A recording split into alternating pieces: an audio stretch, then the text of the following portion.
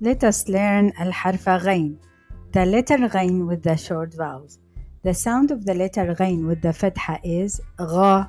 The sound of the letter غين with the ضمة is غو.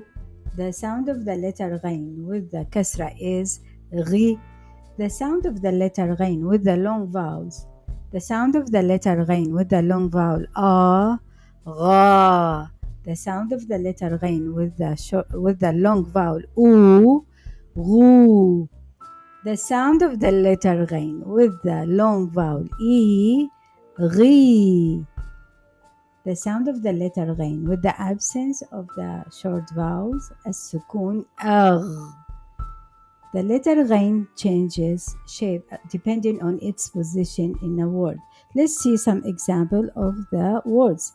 The word غيمة starts with the letter غين and it means a cloud.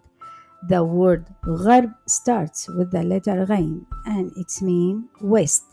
The word ببغاء has a letter غين in the middle and it means parrot. The word مغسلة has the letter غين in the middle and it means a sink.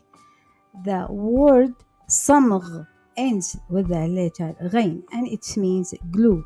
The word شماغ ends with the letter غين and it means a head scarf or Arab head scarf.